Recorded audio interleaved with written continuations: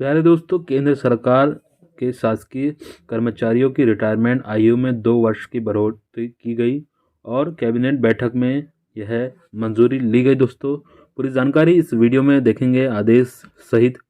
तो दोस्तों, रिटायरमेंट आयु में 2 वर्ष की बढ़ोतरी कैबिनेट बैठक में मिली मंजूरी। भारत सरकार ने एक बड़े फैसला लेते हुए केंद्रीय कर्मचारियों की रिटायरमेंट आयु में 2 साल की बढ़ोतरी करने का निर्णय लिया। इस फैसले से लाखों सरकारी कर्मचारियों को फायदा होगा और वे अब 62 साल की उम्र तक नौकरी कर सकेंगे। जी हाँ दोस्तों, यह कदम कर्मचारियों के हित में उठाया गया ताकि वे और अधिक समय तक सेवा दे सके और अपने अनुभव का लाभ दे सके। इस फैसले ने न केवल कर्मचारियों को लाभ होगा बल्कि सरकार को भी फायदा होगा।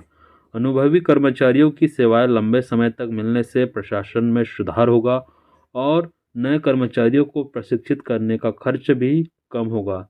साथ ही पेंशन पर होने वाले खर्च में भी कमी आएगी क्योंकि कर्मचारी 2 साल बाद पेंशन लेना शुरू करेंगे। रिटायरमेंट आयु बढ़ाने का फैसला। सरकार ने लंबे समय से इस प्रस्ताव पर विचार कर रही थी और कैबिनेट की बैठक में इसे मंजूरी दे दी गई और यह फैसला 1 अप्रैल 2025 से लागू होगा।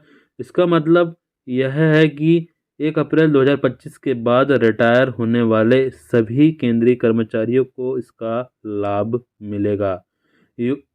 योजना का ओवरव्यू देखें तो योजना का नाम रिटायरमेंट आयु बढ़ोतरी योजना। लागू होने की तिथि 1 अप्रैल 2025। रिटायरमेंट आयु में बढ़ोतरी 2 वर्ष। नई रिटायरमेंट आयु 62 वर्ष। लाभार्थी सभी केंद्रीय सरकारी कर्मचारी।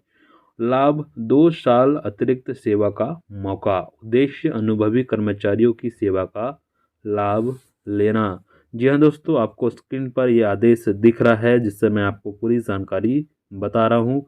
रिटायरमेंट आयु बढ़ाने के कारण सरकार ने यह फैसला कई कारणों से लिया।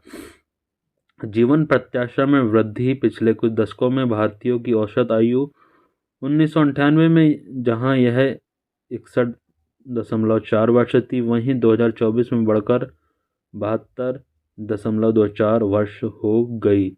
अनुभवी कर्मचारियों की जरूरत। सरकार को लगता है कि अनुभवी कर्मचारियों की सेवाओं का लाभ और अधिक समय तक लिया जा सकता है।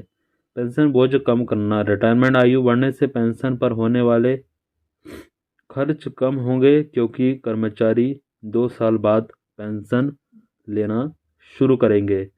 प्रशासनिक सुधार। अनुभवी कर्मचारियों के रहने से प्रशासन में निरंतरता बनी रहेगी और काम की गुणवत्ता में भी सुधार होगा।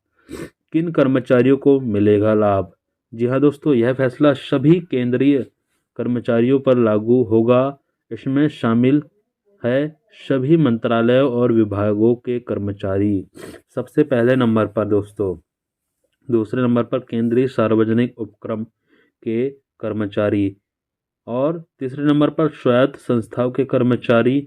चौथे नंबर पर केंद्रीय विश्वविद्यालयों के शिक्षक और कर्मचारी। हालांकि ये फैसला राज्य सरकार के कर्मचारियों पर लागू नहीं होगा। राज्य सरकारें अपने कर्मचारियों के लिए अलग से फैसला ले सकती है। रिटायरमेंट आयु बढ़ाने का प्रभाव। इस फैसले का कई क्षेत्र में पर प्रभाव पड़ेगा। कर्मचारियों पर प्रभाव। अतिरिक्त आय। कर्मचारियों को 2 साल अतिरिक्त वेतन मिलेगा जिससे उनकी आर्थिक स्थिति होगी मजबूत। बड़ा पेंशन कोष। 2 साल अधिक योगदान से पेंशन फंड बड़ा होगा और रिटायरमेंट के बाद अधिक पेंशन मिलेगी। काम करने का मौका। अनुभवी कर्मचारियों को अपने अनुभव का लाभ देश को देने का मौका मिलेगा। सरकार पर प्रभाव। पेंशन बोझ कम। रिटायरमेंट 2 साल बाद होने से पेंशन पर खर्च कम होगा। अनुभवी कर्मचारियों की सेवाएं। सरकार को लंबे समय तक अनुभव कर्मचारियों की सेवाएं मिलेगी और प्रशिक्षण में कमी। नए कर्मचारियों को प्रशिक्षित करने का खर्च कम आएगा। युवाओं पर प्रभाव। नौकरी के अवसरों में कमी होगी। 2 साल तक नई भर्तियां कम होगी जिससे युवाओं को नौकरी पाने में दिक्कत होगी। प्रमोशन में देरी। मौजूदा कर्मचारियों के लिए प्रमोशन में 2 साल की देरी हो जाएगी। रिटायरमेंट आयु बढ़ाने के फायदे। तो दोस्तों, ये सब जानकारियाँ है दोस्तों, महत्वपूर्ण जो जानकारी थी आपको बता दी गई है दोस्तों। तो प्यारे दोस्तों, जानकारी अच्छी लगी हो, वीडियो अच्छा लगा हो तो इसे ज़रूर लाइक कीजिए।